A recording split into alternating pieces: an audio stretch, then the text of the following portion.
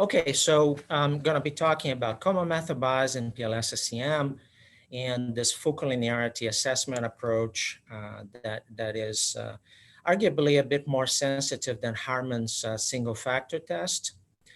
So I'm going to be talking a little bit about WarpPLS, the software I developed, SEM in general, what LVs and indicators are, very briefly, because I know that the audience is familiar with this. Common method bias, full collinearity variance inflation factors, what they are, the test, which is the highest FCVIF test, and Harman's single factor test. So I developed WarpPLS. The WarpPLS has more than 10,000 users worldwide. It's been very heavily vetted, I would say, because people published empirical studies using WarpPLS in very prestigious journals. So I could argue that that is vetting of the tool, but it's not the most widely used tool for SEM. I think the most widely used tool for SEM would probably be Amos. And then in PLS, you have SmartPLS. WarpPLS is probably the second most widely used. Prior to that, you have PLS Graph developed by Win Chin that was very widely used. These are the publications. In fact, this one here in JAIS is actually the one that first proposed this, the use of this method for common method bias, but without getting into too much detail. And this one is the one that I guess is getting more citations. These two last ones, they cover some topics that are related to what I'm going to say here. But they talk about factor-based PLS-SEM, which is what we were discussing before, which maybe I am delusional, but I think this would be a major progress for PLS-SEM and make it more widely accepted because, you know, if you have factors in your if you estimate factors, you tend to be much more accurate with your path coefficients. So with composites, you lose that accuracy. And the biggest problem there is type 1 errors or false positives, because zero paths tend to be estimated as something other than zero. So as sample sizes goes up, it's almost certain you're going to make a false positive with a classic PLS algorithm like PLS mode A. With factor-based PLS-SEM, you estimate zero paths as zero as CB SEM, but the approaches are totally different. So if you're interested in that, these two articles here at the end, they discuss that in more detail. So this is a typical SEM model. So you have latent variables. They can be formative or reflective, and they cannot be measured directly. They are ideas that people have in their minds. What you do is you measure them indirectly by giving people questionnaires with questions measured typically on Likert type scales from 1 to 7, strongly disagree to strongly agree. And you ask questions about the latent variables. And then SEM is so special because it takes these measurements with error and then obtains parameters as if there was no error. So this is what makes SEM a special method. And you need to have multiple indicators per latent variable to do that, typically more than 3 for you to get elimination of measurement error. So just as an example, let's say you're measuring job satisfaction, you would use questions in a questionnaire that are redundant like this. I like my job is great. And then the respondent would answer based on his or her understanding of what job satisfaction is and what these questions mean, and also based on the person's actual job satisfaction, right? So if the respondent answers based on those only, there is no common method bias. But if somebody comes and says something like this to the respondent, please be a bit more optimistic than you normally would be in answering this question. That would cause common method bias because the person would answer based on his or her perception about job satisfaction, plus a little extra exaggeration on the positive side. And that would be the common method contamination that would cause the bias.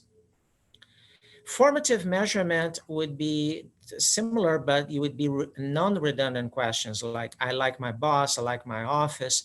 So these are questions related to job satisfaction, but they are non-redundant because you may like your boss, but not your office, and vice versa.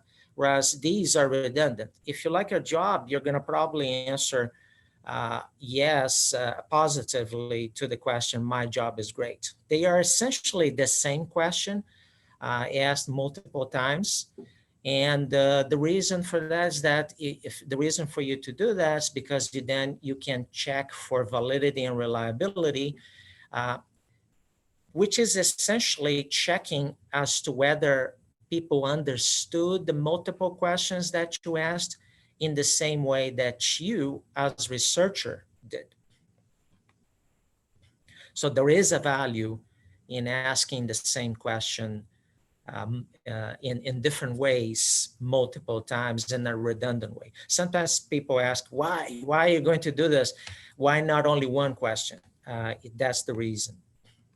Again, a different example, this one would be less abstract because people would be answering questions about their use of electronic communication media. So reflective measurement would be questions like this. I use ecom media. Using ecom media is important for me, so on. Formative measurement would be non-redundant questions of the type, I use email, I use video conferencing. So always, it's always the causal, it's always the latent construct that is in the person's mind that causes the indicators. So I am on the camp that thinks that you cannot have indicators causing latent variables. Some people say that if you have formative measurement, the indicators cause the latent variables. I am not a believer in that notion. I think that you can have formative measurement is the latent variable causing the indicators, but they are non-redundant, the indicators. So that would be the difference. Again, this is a point of debate, as many people will not agree with what I just said.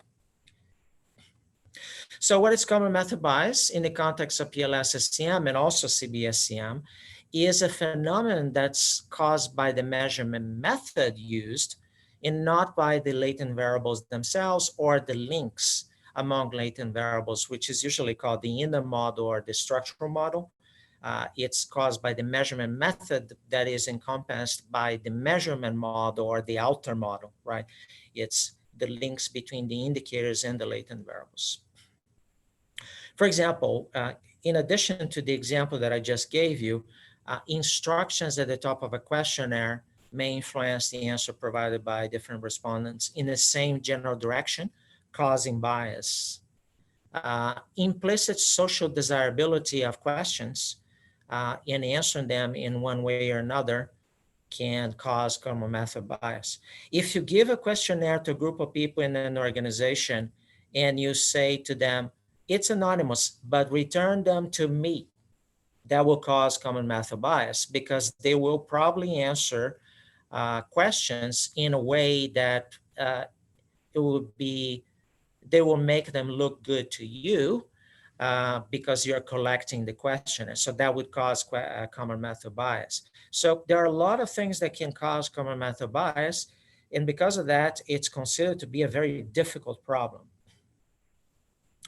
So typically you would represent this. So here we have two latent variables, TMP, could be technology use and performance, 3 indicators each. So this would be non-common method bias, a representation in that the indicator error terms, they are uncorrelated to one another. And with common method bias, these indicator error terms are correlated with one another because they have a common factor that causes them. That's the M, that's the common method bias variable. And so again, the loading is a measure of the influence of the latent variable on the indicator. This WM, this method weight, is a measure of the effect this common method variable has on the indicator. So this is the illustrative model that I'm going to be using to show you some results. So I have a model with 3 latent variables: collaborative culture in a firm, e-collaboration technology used in a firm, and competitive advantage in the firm. So we created 300 rows of data. So the N is 300 here that we created. And we assumed that collaborative culture influences competitive advantage of the firm indirectly via the use of a technology that facilitates collaboration, and also directly. And we created 2 data sets, one contaminated and the other not contaminated with common method bias. So let me see what else. Oh, and the unit of analysis here is the firm, right? So each one of the rows in the data set refers to one firm. Now, this is data that I created. So it's Monte Carlo data, Monte Carlo simulation data, but I created only 300 rows. And this is the illustrated model created in WarpPLS. At the end of the presentation, I will create the model in WarpPLS step by step, just to show you how to do it. So again, 3 latent variables, 6 indicators each. So here are some of the things that happen with the model with common method bias.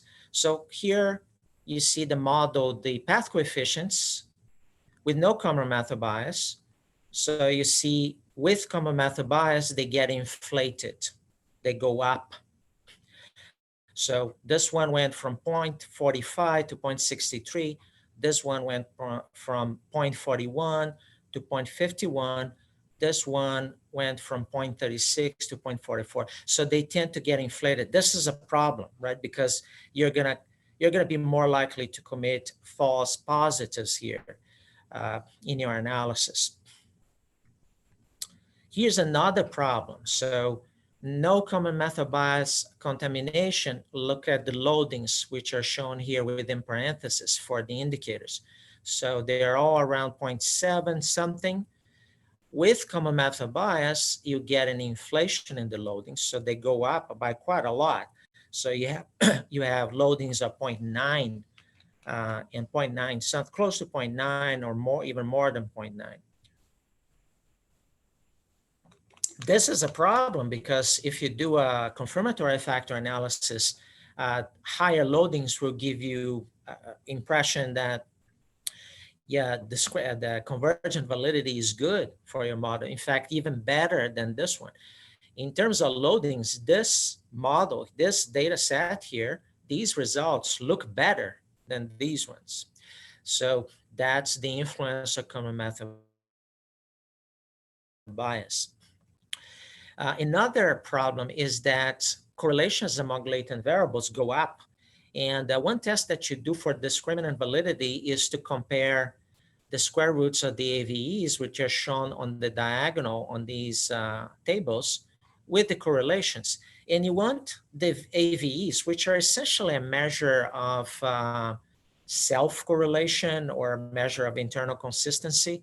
They are, in fact, the first principal component divided by the indicators, what's called total variance explained in exploratory factor analysis.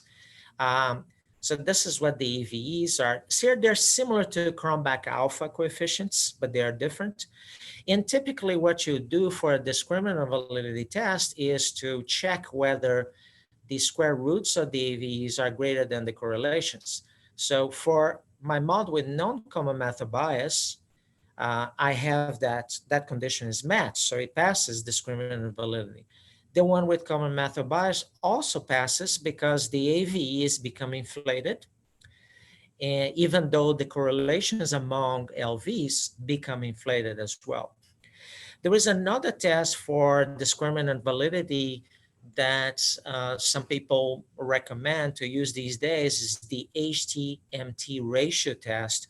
If you use that test, you are still not going to pick up common method bias. That test is not sensitive enough typically.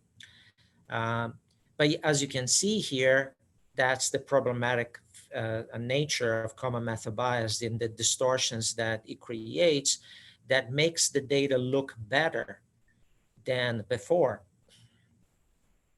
So what are full collinearity variance inflation factors? These Excuse FC, me, yes? Dr. Can I ask a quick question here Yes. before we move on? Looks like the common method bias thing, if it exists, it actually, if I'm the researcher, it's to my favor. So what is my motivation to get that taken care of then? Your motivation is the review panels telling you to do it, right? So, and that's why the paper is getting citations, because review panels often want common method bias to be tested, right? So they will say, do a test of common method bias and report the results. Uh, but other than that, you're correct. I mean, the results look so good. Why do it, right? That is correct. That's a very good point. So what are focal linearity variance inflation factors, FCVIFs? They're calculated by regressing each LV, each LV in the model on all of the other LVs in the model, whether they're connected with that LV or not directly, okay? So all of the other LVs in the model are used for the calculation of the R squared for each LV. And then I use this formula here, 1 divided by 1 minus the R squared. And I obtain the FCVIF. And you may ask, why not use the R squared directly? Well, the reason is that that number varies from 0 to 1, whereas the FCVIF will vary from 1 to positive infinity. So you're going to have more sensitivity, essentially. You're going to have a wider range of values, so you have more sensitivity. Uh, uh, at least you have the appearance of more sensitivity. Uh, and the reason why you would want to use this type of coefficient, which is essentially a coefficient that measures the amount of common variation in each latent variable, it's because of the nature of common method bias. So the method variable goes through the indicators, and because in PLS, the latent variables are calculated as aggregations of the indicators, if you're using composite-based SEM, or aggregations of the indicators in measurement in the measurement residual, measurement error, if you're using factors. But in either way, they are aggregating the indicators somehow. So this common variation goes through the indicators and then contaminates the latent variables. But it contaminates the latent variables in such a way that they share common variation. And in fact, if you want to check for common variation, the best place to check is the latent variables, because they are aggregating variation from the indicators. So they are capturing all of this common variation. So that's why that FCVIF coefficient is advisable to use. That's the argument for using that. So with my data set, so if I use the highest FCVIF test, which is essentially to compare the highest FCVIF that I have in the model with 3.3, and if that number is greater than 3.3, then I conclude that there is common method bias in my data set.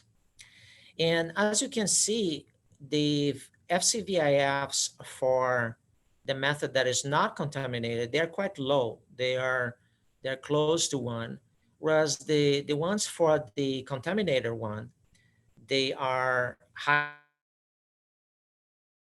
higher. And the sensitivity of the test would be the highest compared to the equivalent in the data set that is not contaminated. And as you can see, this number here is more than twice this number here. So it's 110, 120% higher than this one. So that could be seen as a measure of sensitivity. So that's how you do the test. You don't have to redo the analysis. You don't have to do anything different. You just look at the FCVIFs that are reported by the software for your model.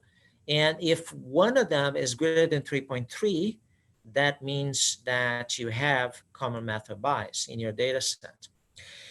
Now, often review panels will say, we like this test, but do the Harman single factor test as well. And they can ask for other tests, common marker variables, and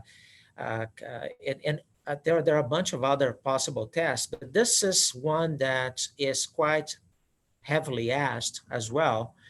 And this is an easy one to do with WarpPLS as well. So for this data set, what I would do to do this Harman single factor test is I would do another model. I would create another model where I would have only one latent variable, and I would put all of the indicators that are contaminated. That's in my data set here. I have data that is contaminated and not contaminated. So I would just use the indicators for the one data set that I want to test for, and I would force them as indicators of all of them as indicators of the same latent variable. And then I would inspect the AVE, the average variance extracted, because this in exploratory factor analysis tests, this is what's called total variance explained. Arguably incorrectly, because this expression gives the impression to researchers that this is the total variance explained by the indicators on the factor or on the latent variable, which is not what that measures. The total variance explained here would essentially be the highest eigenvalue you get in your exploratory factor analysis or principal components analysis divided by the number of indicators. That's the AVE. That's the average variance extracted for this latent variable here, which is one latent variable that aggregates all of the indicators. And to do the Harman single factor test, if you do that test as an exploratory factor analysis test, you have to choose the option factor-based PLS type CFM3 in WarpPLS as your outer model algorithm. If you leave it as PLS mode A, you're going to get different, you're going to get a number that is not really the number you're looking for. Now, if you want to do the equivalent to principal components analysis, because sometimes that's how it's done, the Harman's test is done with a principal components analysis, sometimes it's done that way, arguably not correctly, then you would use PLS regression as your outer model algorithm, which is the equivalent to principal components. But PLS mode A is not going to give it the right results for the AVE. So what you would do is you would check your AVE for this one single latent variable. If it is greater than 0.5, then you have common method bias. And as you can see here in my data set that I created, it did identify common method bias. But as you can see, with less sensitivity than the other test, because if you compare these two results, the AVEs for the data set that is not contaminated with this one, you will see that this number here is not double this one. It's actually 90% of this one. So the test is less sensitive than this test because this number here is greater, is much greater than this one. It's more than double. So this test is more sensitive than this test. But this test did identify common method bias in my analysis, in my contaminated data set. So in conclusion, before I go to the WarpPLS demo, common method bias is a very difficult problem. Its presence can be assessed with WarpPLS. You can do that via the highest FCVIF test. And in that test, evidence of common method bias would be indicated by the highest FCVIF in the model being greater than 3.3. And you can also do that test with Harman's. You can also do the test with, by implementing Harman's single factor test. And there, evidence of common method bias would be DAV for that one single latent variable that you create being greater than 0.5. So any questions before I go to the demo? Yes, I do have a quick question. Can you go back to that conclusion slide? I have a question regarding this FCVIF to be greater than 3.3. If I understand it correctly, that basically means the R square is 70%. So is there, I'm not sure if my calculation is correct or not, but if it's correct, is there any basis for, basically you're saying if the R square is bigger than 70%, we should be worried about common method bias. Is there any reason behind that 70% or 3.3? Any? Yeah, when you regress a variable on all of the other variables, right? So yeah, the question is why this threshold of 3.3 and why not 4, 5, 10, whatever, right? The reason for that, the reason for this 3.3 is a set of Monte Carlo simulations that were done in a different context. And I cited another paper that had done those Monte Carlo simulations in that JAIS paper. And I have done myself several Monte Carlo simulations. And this threshold seems to be a threshold that will catch common method bias, but it will not indicate common method bias when it doesn't exist, and it will catch more than it will accuse common method bias when it doesn't exist. So in other words,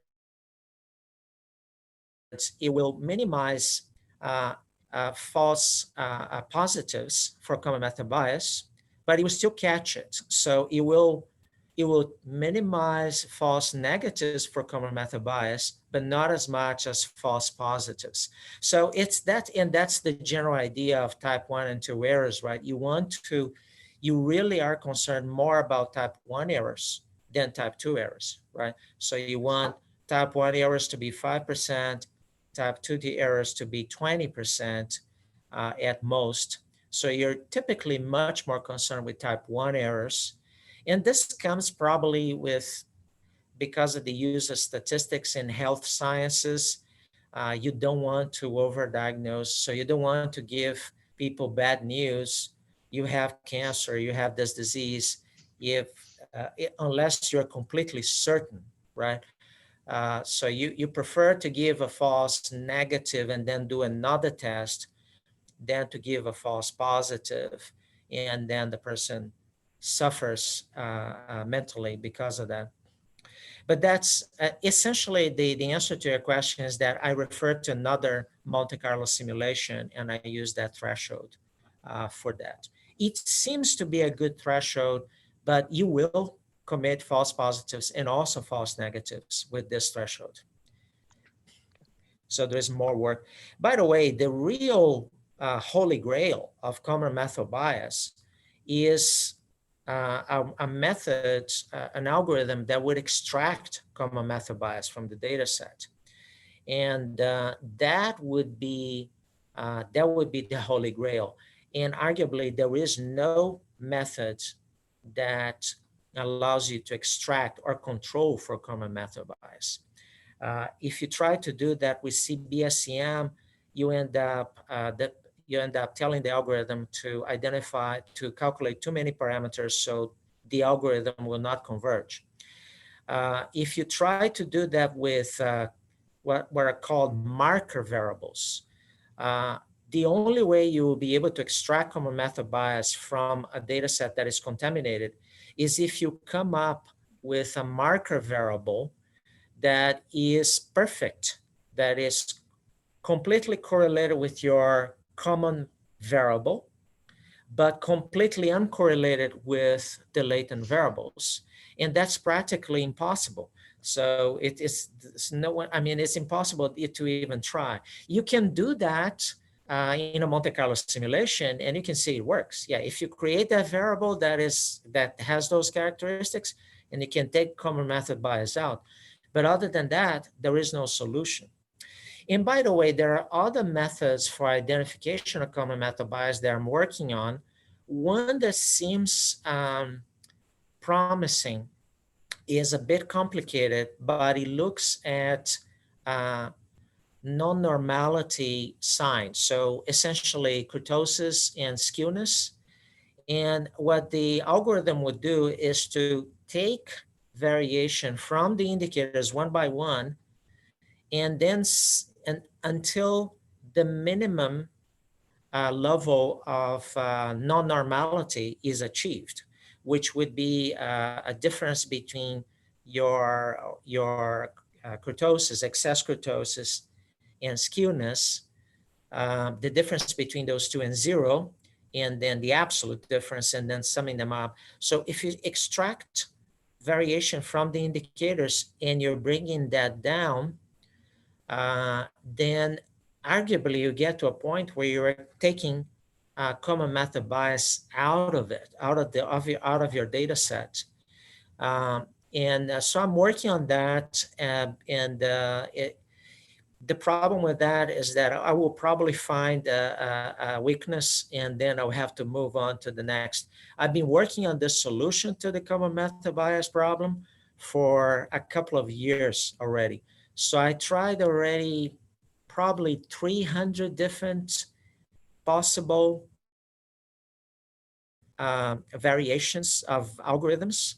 And a lot of them look promising, but then I change the conditions, and then I see a weakness in the method, and then I try something else. This one with non-normality it looks promising.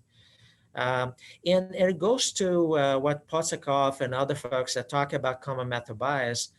They argue that common method bias is one of the main reasons why you have non-normal data. PLS-SEM may be robust for under non-normality conditions in terms of the standard errors, the estimation of standard errors, but not in terms of common method bias. Common method bias, if it exists in the model, you can do a test like this one and identify it, but still you cannot extract it from the model. So that is the holy grail.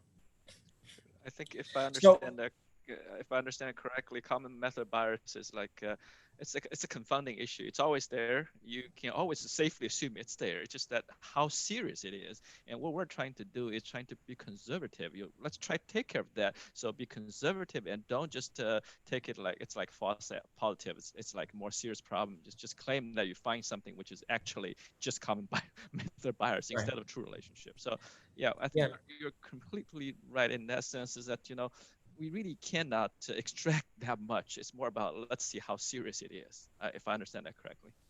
Yeah, there is no method that I know of that can extract common method bias, and common method bias probably always present to a certain extent. The question is it so much that it will distort significantly your coefficients, your parameters, and that's why we have this test, right? And this test, by the way, is a test that seems to be more sensitive than the Harman test, but it's not a test that always finds common method bias when it exists. There are some conditions where common method bias will exist, will distort coefficients, in a troubling way and will not be picked up by this test. But this test will be more sensitive than Harman's test. Gotcha. So Okay. let me now show WarpPLS. So I have WarpPLS here open. Can you all see WarpPLS on the screen?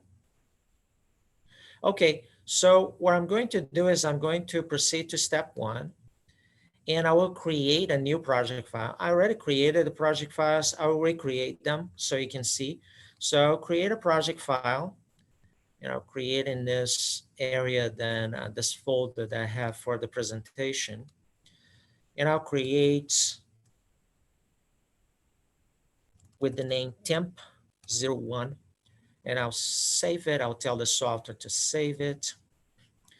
Then I'll go to step 2, which is to read the data from the file. You always have to create a project file that will store the results, not only the data. So this is why you need the project file, because it will store the results as equations in most cases. But if you just keep once you read the data into the project file, you don't have to read the data anymore. And in fact, you can share the project file with other people by email. They don't have to have a link to the original data set. It's part of the project file. So I'll click on read from file. I will choose file type to be XLSX. That's my data set that I shared with you. So I'll click on OK. Then a wizard, data input wizard will show my data. And here, all I have to do is to click on next and finish. And then the software will read the data. It will show the data to you and ask if it is correct. And here in my data set, I have the indicators without contamination. So collab 1, collab 2, etc. And then the indicators with contamination will be the same names as the other indicators, but with an M at the end. So this is the data set that I shared with you. And I'll click OK here. Then I'll go to step 3, which is essentially a step that pre-processes the data, takes care of missing values with some imputation algorithms and other things. Sorry, was there a question? No? So I'll just click on pre-process the data. The software will check for missing values and do a few other checks. And then the software will standardize data. The reason the software standardizes the data is what I was saying before.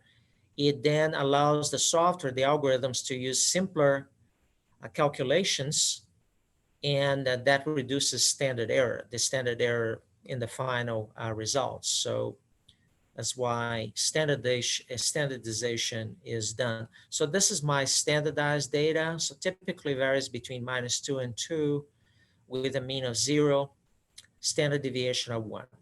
So yes, now I'm going to go to step 4, where I will define my model, and I will go to latent variable options, create latent variable. So I'll create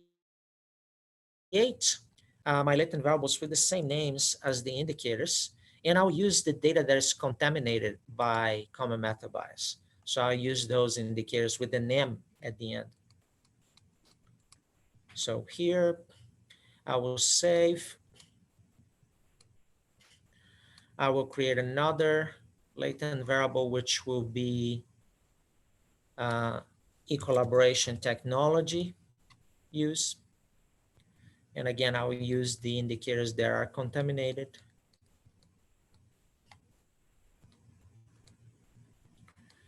Again, another latent variable.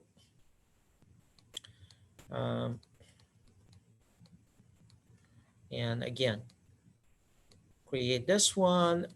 So, oops, I forgot to give the name.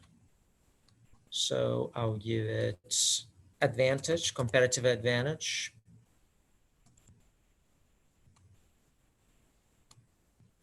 And I'll create the links among the latent variables.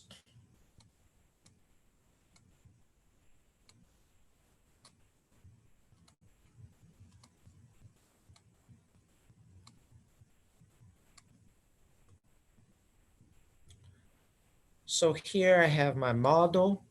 I can show and hide indicators just to check to make sure that the indicators have been correctly selected. And I'll save my model, click OK. And what I'm going to do here before I go to step 5, which is to do the analysis, I'll go to settings, and under change general settings, I'll choose PLS mode A, which is the classic, most widely used PLS-SEM algorithm for the outer model. And for the inner model, I will choose a linear analysis. If I choose Warp 3, I will take nonlinearity into consideration. I would tell the software to take nonlinearity into consideration in the calculation of the path coefficients. So that would be a more complex analysis. I prefer to start with linear and then hypothesize each one of the path coefficients as nonlinear and the nonlinearity type, and then choose the nonlinear algorithms for each path coefficient. So I'll choose the standard classic PLS mode A here. Now save the settings. And now I will do my analysis, perform my analysis. So I get here are those path coefficients that were overestimated that I showed you before in my presentation. Then I'll go to view latent variable coefficients, and I'll look under this row here for full collinearity VIFs, and I find one that is greater than 3.3. So that is indication of common method bias. So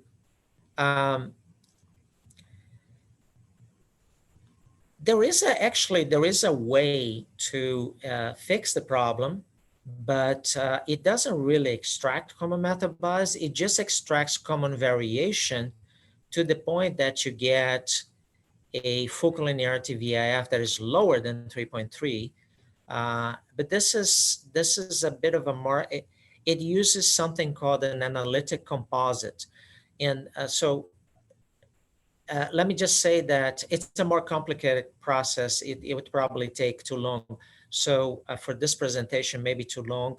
So I'll just tell you that there is a way in which you can extract common variation, but it's not really extracting common variation that is due to common method bias, because that is harder to do. You have to identify that common method bias variable. So there are ways in which you can extract common variation and then reduce those path coefficients and loadings. But it's not going to be fixing the problem. It's going to be a temporary fix or a partial fix. But there is a way to do it. So I was able to identify common method bias here. Now, how to do the Harman test? So what I'm going to do is I'm going to create a new model. So I'll save this project, and then I will save project as, and I will call it temp2, because I don't want to read all the data again. So I will save this new project with a different name. And then what I'm going to do is I'm going to recreate my model.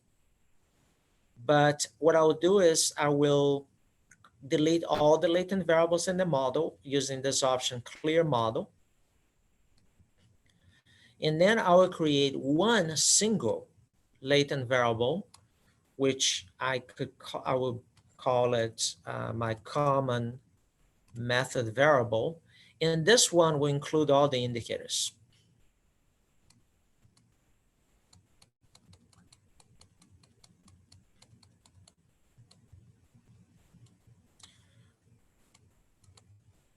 So just the model is just one variable, one latent variable, and it has all the indicators that are contaminated in it.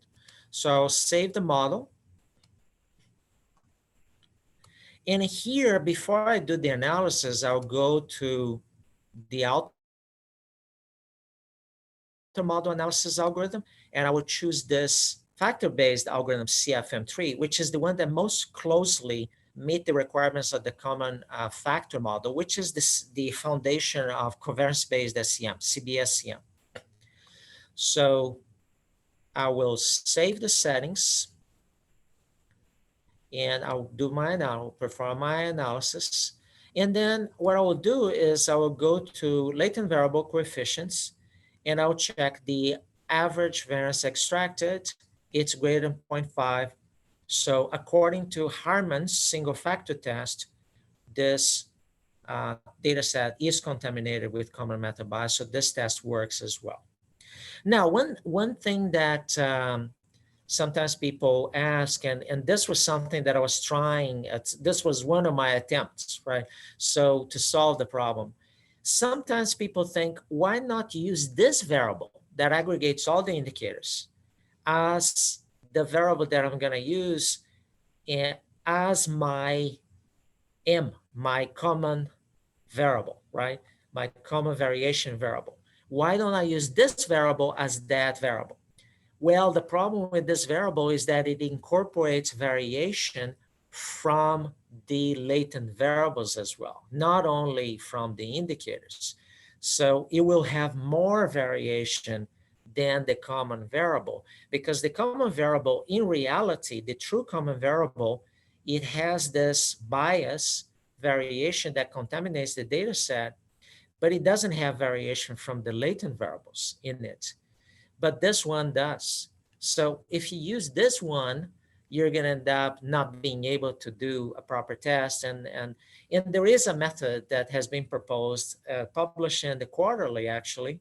And then there was another paper in the quarterly that has shown that the method does not work properly, exactly for the reason that I just gave you. This variable is not a variable that can be used in lieu of the common variable.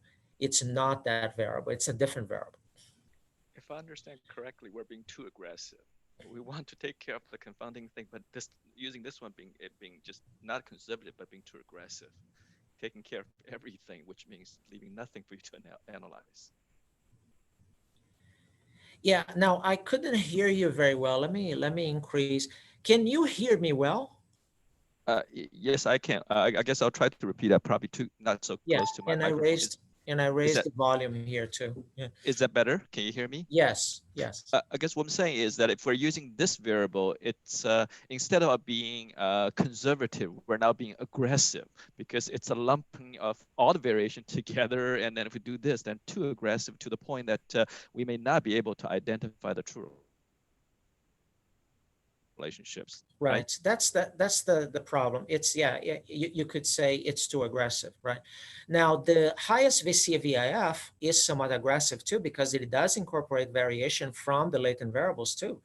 But it seems that common method variance beyond a certain amount triggers that it moves it beyond that threshold, right? Now, one other thing that could move it beyond that threshold is just plain collinearity. Like you have three latent variables, but two of them measure the same thing. So you just created the questions in your questionnaire, you created them so similar for two separate latent variables that the questions measure the same thing. And that will also push you above that threshold of 3.3 for the FCVIF. So, and so you will identify possibly common method bias, but it's not. It's just plain multicollinearity that you have in your model, right? So it's hard to tell Yeah. which one is which.